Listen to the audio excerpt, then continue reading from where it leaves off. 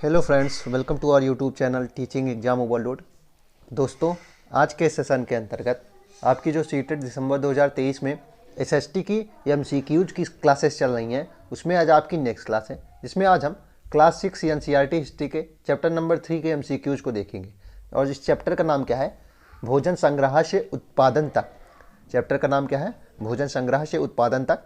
और इसके हम क्या करेंगे, एमसीक्यू जो इंपॉर्टेंट क्वेश्चन है उसको देखेंगे। और आप हमारी थ्योरी क्लास के बाद इस क्वेश्चन सीरीज़ को देख लेंगे तो आपकी जो एसएसटी सीरीज़ है, जो एसएसटी का पेपर है, कम्प्लीटली आपका 100% कवर हो जाएगा। चलिए फिर सेशन को शुरू करने से पहले हमारी एक रिक्वेस्ट है कि हमारे चैनल को लाइक करें, सब्सक्राइब करें तथा ज़्यादा से ज़्यादा शेयर करें। चलिए देखते हैं इसमें पहला प्रश्न क्या है।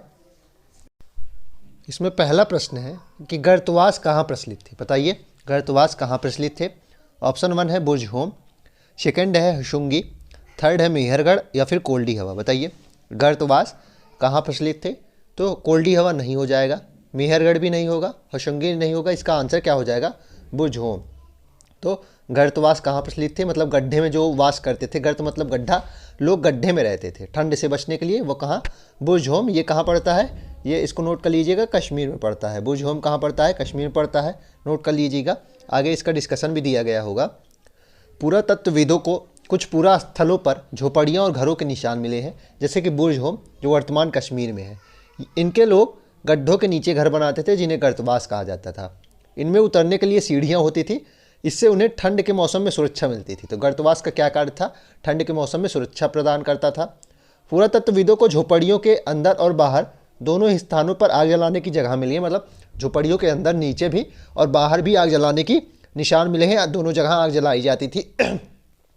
ऐसा लगता है कि लोग मौसम के अनुसार घर के अंदर या बाहर खाना पकाते होंगे, और मौसम जैसा होता होगा वैसे ही वे लोग खाना बनाते होंगे, या तो गर्तवास के ऊपर या फिर अंदर जब बहुत ज़्यादा ठंड हो जाती थी। तो प्रश्न का हमारा उत्तर क्या हो जाएगा? गर्तवास कहाँ प्रचलित थे? तो बुर्जहोम, कश्मीर में। आगे देखते हैं अगला प्रश्न क्या है।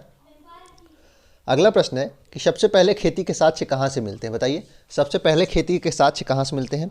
कोल्डी हवा से, मेहरगढ़ से, चिरान से, या फिर इनमें से कोई नहीं? बताइए, खेती के साक्ष्य और विभिन्न अनाजों के साक्ष्य हर जगह से मिले हैं। यहाँ कोल्डी हवा से भी मिले हैं, मेहरगढ़ से भी मिले हैं, चिरान से भी मिले हैं। लेकिन प्रश्न है कि सबसे पहले खेती के साक्ष्य कहाँ से मिले हैं?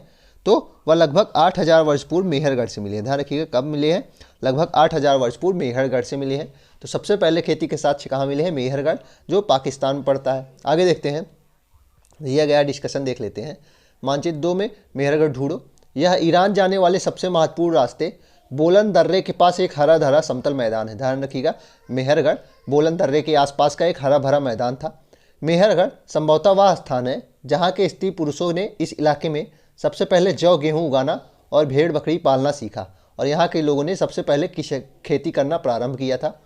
यहाँ खुदाई से सबसे पहले के स्तरों से पुरातत्वविदों को विभिन्न प्रकार के जानवरों की हड्डियाँ भी मिली हैं, अर्थात पशुपालन भी यहाँ होता था। इनमें हिरण तथा सूअर जैसे जंगली जानवर की हड्डियाँ भी शामिल हैं, मतलब शिकार भी ये लोग करते थे। उसके बाद के स्तरों में भेड़ और बकरियों की हड्डियाँ ज़्यादा मिली हैं, और बाद के स्तरों में जो पालने वाले पशु थे, भेड़ और बकरियाँ, उनकी हड्डियाँ ज़्यादा मिली हैं।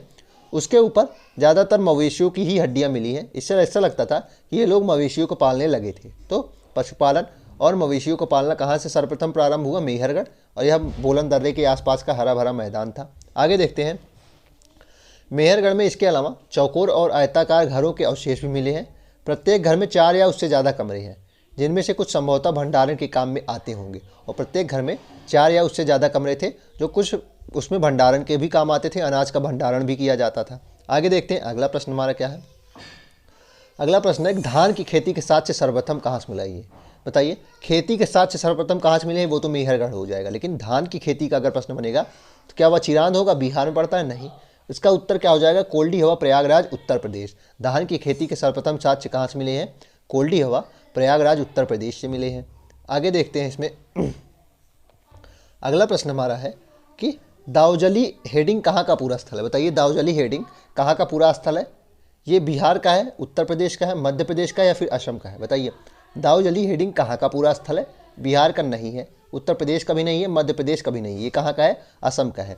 दाऊजली हेडिंग कहाँ का पूरा स्थल है? असम का पूरा स्थल है। इसको नोट कर लीजिएगा, ये असम का पूरा स्थल है। आगे देखते हैं अगला प्रश्न। अगला प्रश्न है, दाऊजली हेडिंग में क्या क्या मिले हैं?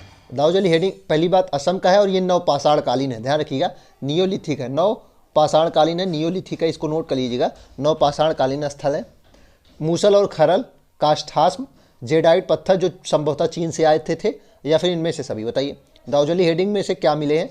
मूसल और खरल भी मिले हैं जो खेतीबाड़ी में संबंधित, मतलब जो विभिन्न अनाजों से संबंधित कार्य में यूज होते थे।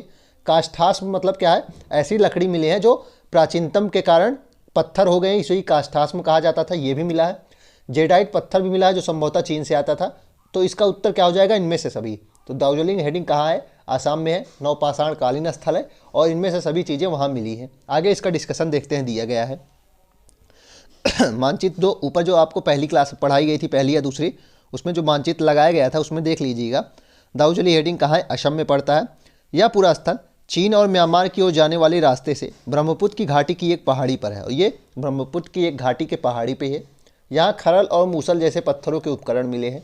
इससे पता चलता है कि यहाँ लोग भोजन के लिए अनाज उगाते थे और इससे अनाज की जो मतलब खेतीबाड़ी के संभवतः साक्ष्य मिले हैं। साथ ही यहाँ से जेडाइट पत्थर भी मिले हैं। यह पत्थर चीन से आते होंगे ऐसा माना गया, संभवतः यह पत्थर चीन से आते थे। इसके अतिरिक्त इस पूरा स्थल से काष्ठास्म, अति प्राचीन लकड़ी जो सख्त होकर पत्थर बन गई है, के औजार और बर्तन भी मिले हैं। तो दार्जिलिंग हेडिंग में निम्न चीज़ें मिली हैं। आगे देखते हैं। अगला प्रश्न है कि चाताल ह्यूक है एक पूरा पाषाणकालीन स्थल, नवपाषाणकालीन स्थल, मध्य पाषाणकालीन स्थल या फिर इनमें से कोई नहीं? तो बताइए चताल ह्यूक क्या है? चताल ह्यूक क्या है? एक नवपाषाणकालीन स्थल है, इसको नोट कर लीजिएगा। और कहाँ का है? ये टर्की का है, इसको नोट कर लीजिएगा। कहाँ का है? टर्की का है। ये कहाँ का नवपाषाणकालीन स्थल है? टर्की अर्थात तुर्की का है। और चताल ह्यूक एक नवपाषाणकालीन स्थल है। तो इसका उत्तर क्या हो जाएगा? Option number 2। इसका देख लीजिए, एटलस में तुर्की ढूंढिए। नवपाषाण युग के सबसे प्रसिद्ध पुरा स्थलों में एक चताल युग तुर्की से है।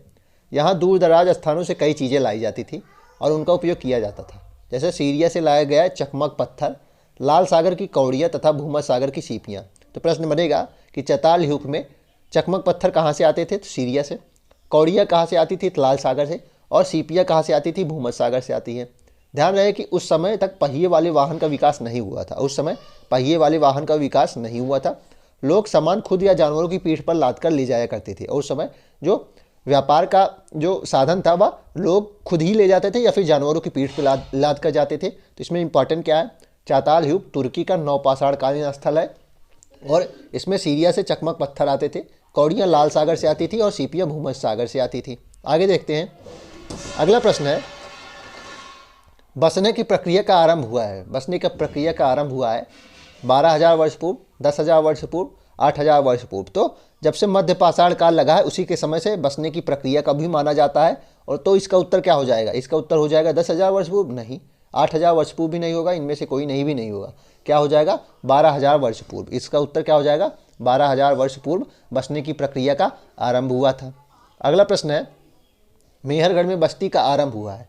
मेहरगढ़ में बस्ती का आरंभ हुआ है 12,000 वर्ष पूर्व, 10,000 वर्ष पूर्व, 8,000 वर्ष पूर्व या फिर इनमें से कोई नहीं? बताइए मेहरगढ़ में खेती और बस्ती का आरंभ कब हुआ? तो इसका उत्तर क्या हो जाएगा? 12,000 वर्ष पूर्व नहीं। इस समय क्या हुआ था? मध्य पाषाण काल का प्रारंभ हुआ था। और क्या हुआ था? इसके ऊपर आपने देखा है बसने की प्रक्रिया का आरंभ हुआ था। लेकिन मेहरगढ़ में बस्ती और खेती बाड़ी का आरंभ कब हुआ? तो इसका उत्तर क्या हो जाएगा? 8,000 वर्ष पूर्व। इसका उत्तर क्या हो जाएगा? 8,000 वर्ष पूर्व। ऑप्शन नंबर 3 इसका सही उत्तर हो जाएगा। आगे देखिए, कुछ साक्ष्य जो मिले हैं और साक्ष्य से संबंधित स्थल मिले हैं उसका फिगर दिया गया था एनसीईआरटी में, उसको देख लीजिए।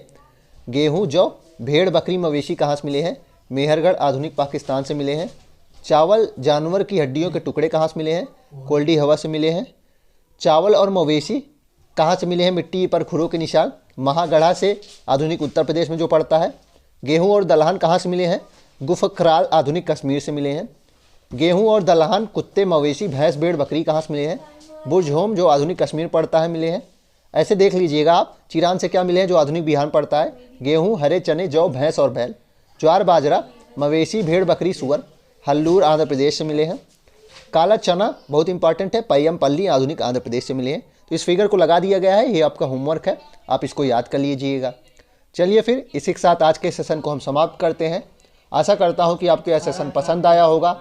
अगर आप इसी तरह के अन्य सेशन भी देखना चाहते हैं तो हमारे यूट्यूब चैनल को लाइक करें, सब्सक्राइब करें तथा ज़्यादा से ज़्यादा शेयर करें। साथ ही अगर आप इसकी PDF प्राप्त करना चाहते हैं तो हमारे टेलीग्राम चैनल का लिंक डिस्क्रिप्शन बॉक्स में है, आप उसको ज्वाइन कर लीजिए, आपको सारी PDF वहीं मिलेंगी। चलिए फिर, धन्यवाद।